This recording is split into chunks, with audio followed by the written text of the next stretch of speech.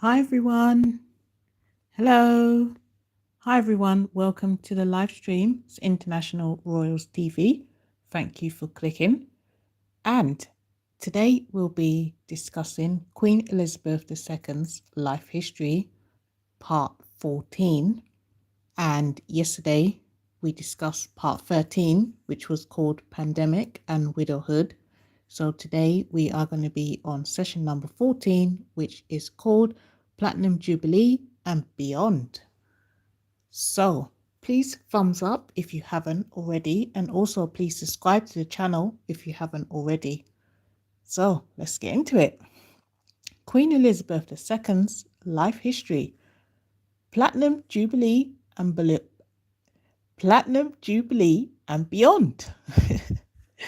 Elizabeth's Platinum Jubilee celebrations began on 6th of February 2022, marking 70 years since her accession. In her accession day message, she renewed her commitment to a lifetime of public service, which she had originally made in 1947. Later that month, Elizabeth fell ill with COVID-19, along with several family members.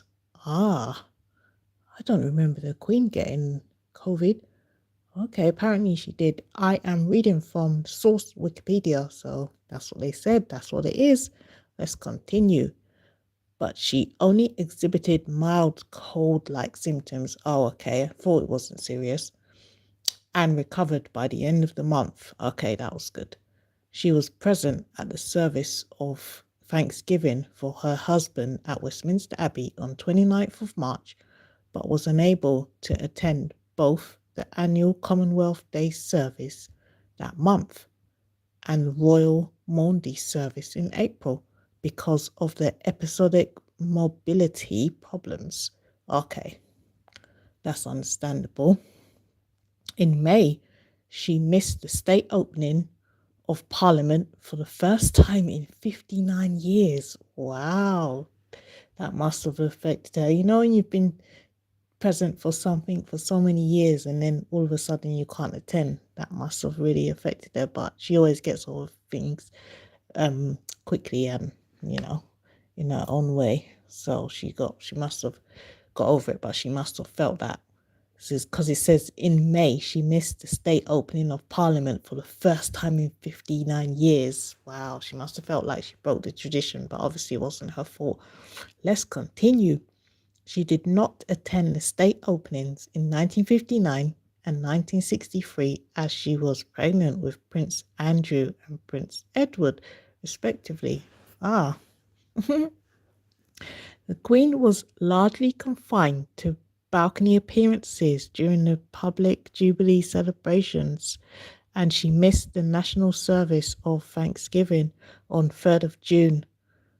On 13th of June, she became the second longest reigning monarch in history among those whose exact dates of reign are known.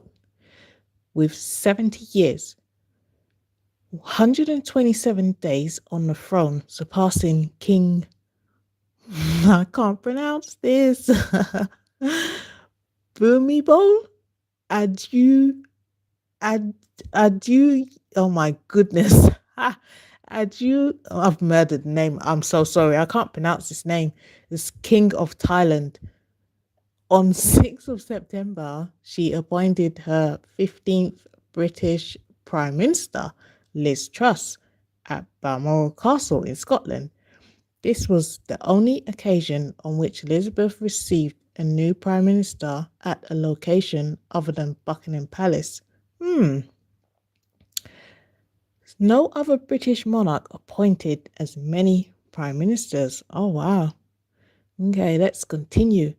The Queen's last public message was issued on 7th of September, in which she expressed her sympathy for those affected by the, oh my gosh, it's another word I can't pronounce. Saskatchewan stabbings? Sorry, I mispronounced that. Let's continue. Elizabeth did not plan to abdicate, though she took on fewer public engagements in her later years, and Prince Charles performed more of her duties. She told Canadian Governor General Adrienne Clarkson in a meeting in 2002 that she would never abdicate, saying it's not our tradition. She never wanted to abdicate. I don't know if you recently saw in the news, Queen of Denmark did abdicate the throne, didn't she?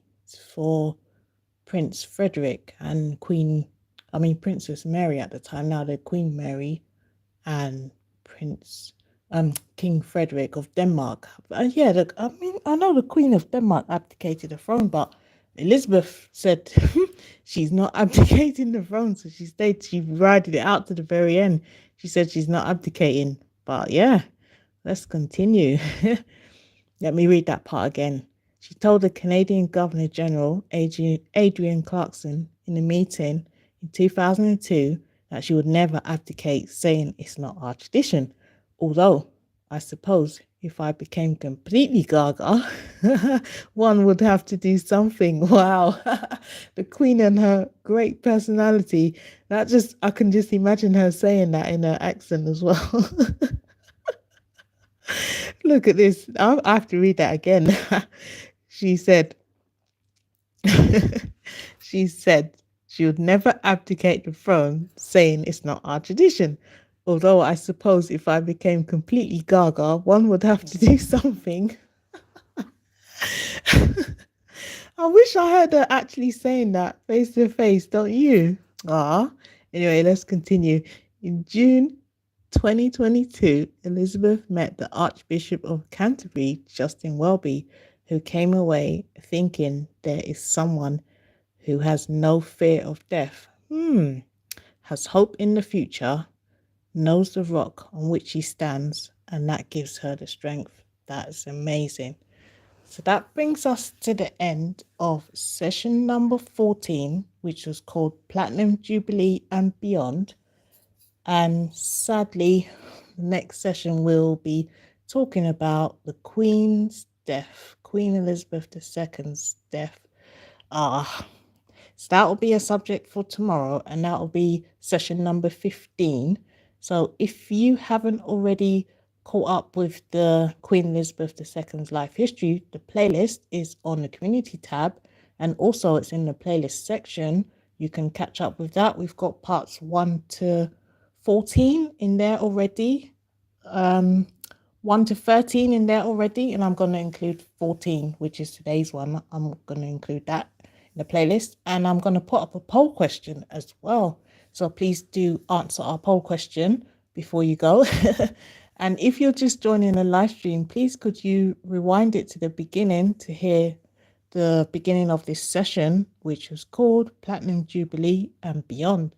Also, I did put out another poll question because soon we're going to be coming to the end of Queen Elizabeth II's life history series. And I asked on the poll question, which other royal family member would you like to hear about next, their life history? And I think I asked between Prince Edward, Princess Anne, Queen Elizabeth II's husband, that was Prince Philip, and one other person, but I know that it's a tight between Princess Anne and Prince Philip. So either one of those two, it looks like I'll be doing next. So I think we've got about 3 or 4 more sessions of Queen Elizabeth II, and then I'll go on to I'll have another look at the poll, and then I'll see which one is favouring. But it looks like it's between Prince Philip, Queen Elizabeth II's late husband, and Princess Anne. So I will see which one is higher, and then I'll start with that one. But then as soon as that one finishes, I'll just jump on to the next one. So I'm really glad that people are trying to find interest in these topics, because I find it really interesting reading it out. And basically the source that I'm reading from is just Wikipedia. So if you like to catch up further, you can go on there as well.